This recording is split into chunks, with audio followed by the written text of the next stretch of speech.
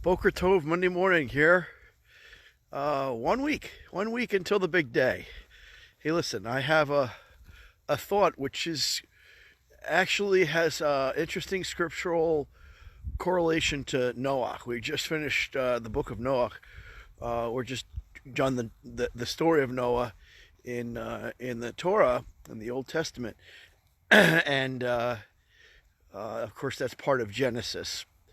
And there's a concept in here that's not appreciated. It's actually not much taught, even. Um, but I'm going to explain something to you quickly, and I don't know if you'll get it, but I'm going to give it a quick try. So here it is. Um, so we start out in God's world in Genesis, okay? We're presumably in God's world until Genesis, uh, until we are removed, till God sends us out for what you know. You know the story. Out of the Garden of Eden. But we are still in a world that belongs to God. It's still God's world. However, it's actually a new world after Noah. God destroys the world, not just man. He destroys the world. He destroys not just creation. He destroys the world. Okay? Why? Because, according to the word, it had become evil and corrupt. Okay? Now, he chooses Noah. And most of us think it's because Noah was a good guy, that he was like he was a righteous man. But it's really not quite that simple if you study the word. And you could make the argument that if there had to have been at least one or two other righteous men. So, what is it about Noah and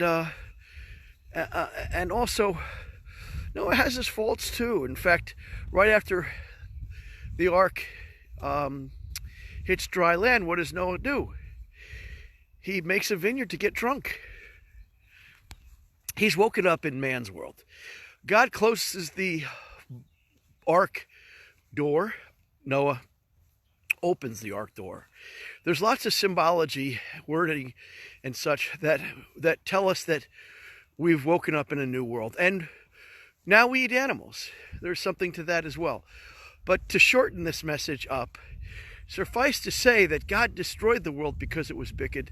But if you look at why God made a covenant with us, we hear of the rainbow, why God made a covenant never to destroy the world again, he also said he wasn't going to destroy the world again because he knows it's wicked. He actually understands that there's wickedness in the world. That's man's will, that man's nature. So what happens is almost as though the reason he destroyed the world is also the reason he's never going to destroy the world again. Now, we don't hear much about this point, but it's a very strange point. It's a very interesting point that correlates to the concept of I'm going to say the Hebrew wrong word. It's like hadoha, hadoha. I'm sorry, I'm not quite right on that. But it has to do with the concept of forgiveness, of apology. So there's basically a few things about apology that are very relevant to right now and relevant to this election. And that's why I bring up this story. Because in a way, there's a message in this story that is our only means of man dealing with what we're going to face here, or what we are facing here with and after the election. And it has to do with repentance and with an apology, and seeking forgiveness. So let's say how do you correct that? If you're in a relationship and somebody does something really awful, how do you deal with that? How do you correct that? Right? Well, there's kind of two ways. There's really just, kind of two ways. One is you give a heartfelt, sincere acknowledgement of what you did wrong, and in your heart truly feel remorse and make and keep a commitment not to do that again over time. Alrighty. So there's one means to a reconciliation.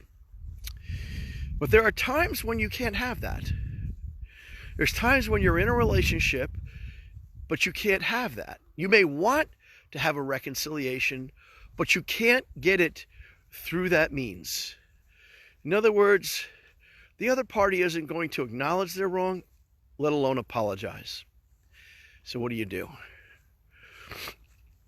Well, that in effect is one of the messages of the story of Noah.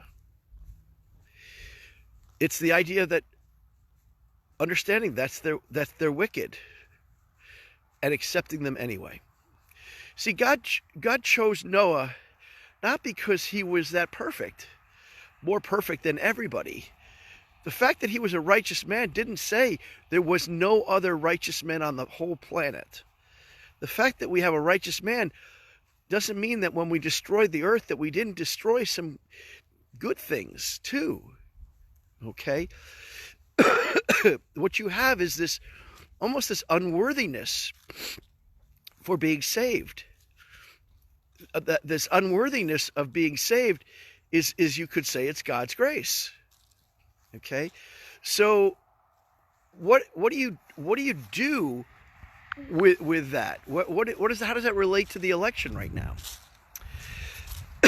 So it's really obvious and easy that a lot of Democrats are really angry, maybe hateful, of conservatives and Republicans. It's really obvious that there's a lot of Republicans who feel that what Democrats did to Trump is unforgivable. You know, they have to be punished, and even then they don't forgive them. They just want there to be justice. Okay?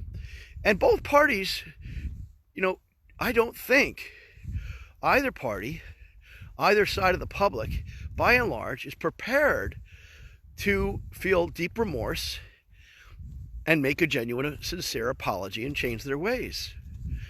Do you have any illusions to the contrary? Right? Nobody has. I don't think many people have any illusions to the contrary. Matter of fact, that's kind of what's so frightening about the situation, is that there's pretty much a general acceptance that the election isn't going to solve the problem. Either way, that it's just a matter of vengeance. It's a matter of seeking vengeance.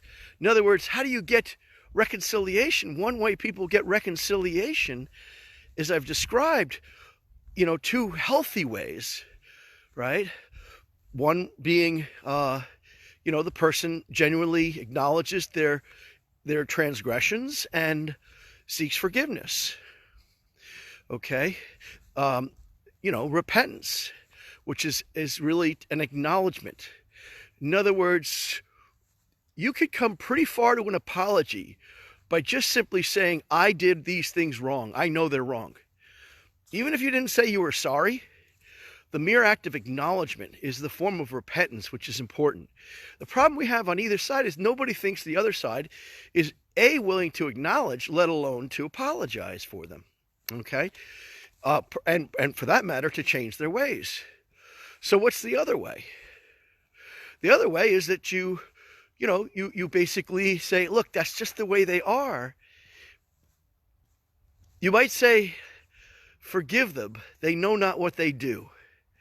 Forgive them, they know not what they do. Sound familiar? Yeah.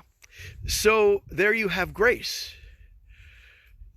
In other words, there's grace. It's not justice, it's grace.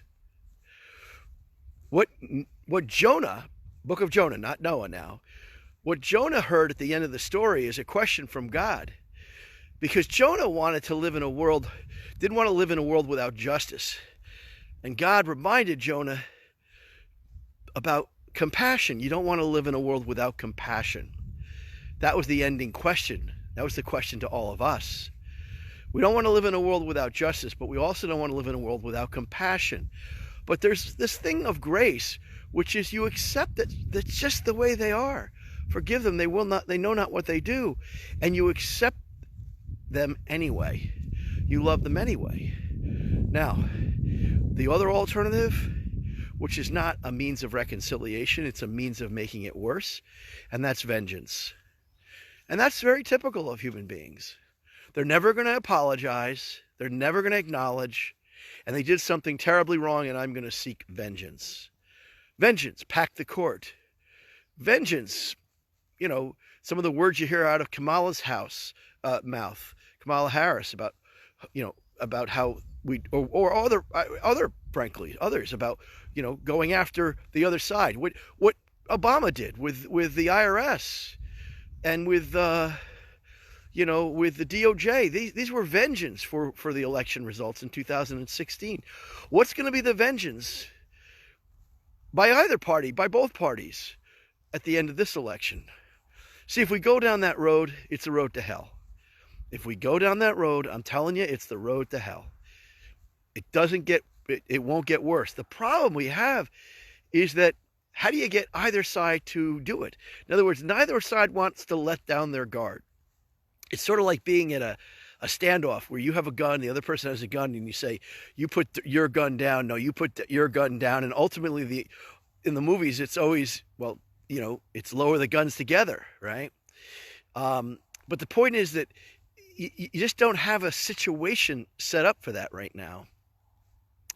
You don't have a situation that looks promising for that. And why is that? And I'll tell you why. Is because there is not something called linked self-interests. You see, trust is based on linked self-interests, where I feel your interests are linked to mine. Now, what were the linked self-interests that we had as a nation? It was things like the flag.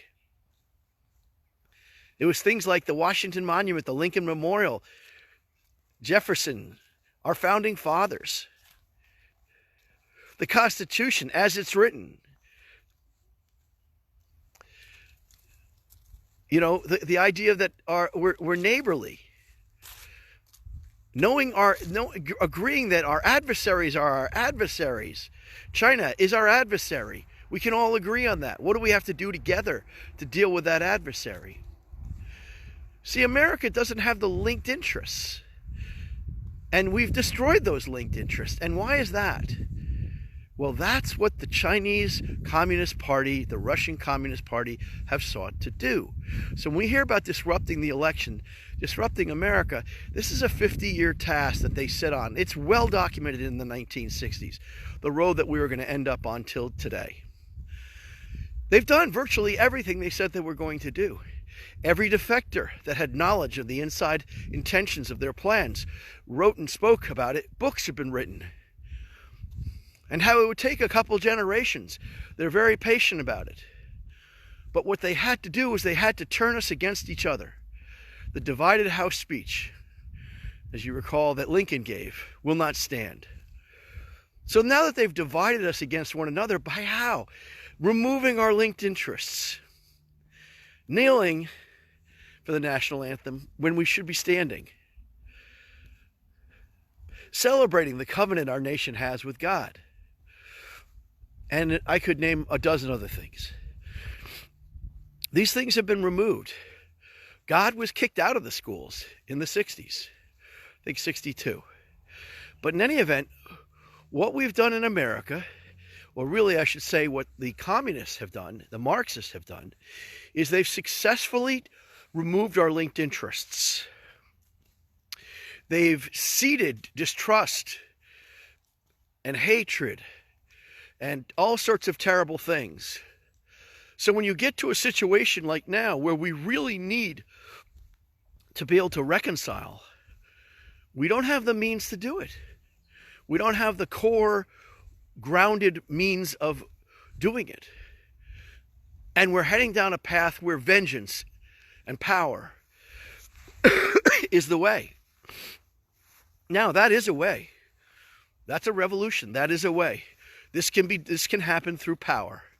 This can happen through violence.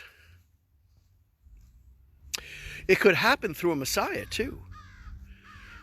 No, make no mistake about it. There is a lot of belief in the Jewish world, not the Reform Jews, but in the Hasidic and the Orthodox community, are a lot of people that are looking to the Messiah.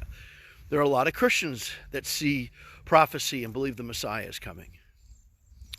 And there are actually a lot of Jews who believe in Yeshua who do as well. So that's a possibility. There's a lot of writing as to these being end of days, end of times. I don't know what to believe in that respect. Let me put it this way. I don't feel like I want to take the time in this video to explain what I believe. But I do feel that right now we're on the crossroads. We're at the what's that point that when you're at a point where it's going to go one way or the other. We're going to go one way or the other. And either way we go, it's the same direction. It's a road to hell. It's a road to hell, because if the way we're going to go about this is if we don't have linked interests in America, and if both sides believe that the way we achieve an end we're satisfied with is with vengeance, with violence, with power, which is really pretty obvious that's what's going on, pardon me, then it's a road to hell. But there's something to be said for the message in the book of Noah. Not Jonah, book of Noah. At the end, God said he would never destroy the world again because God understood that people are wicked. So now it's our world. It's our world to destroy.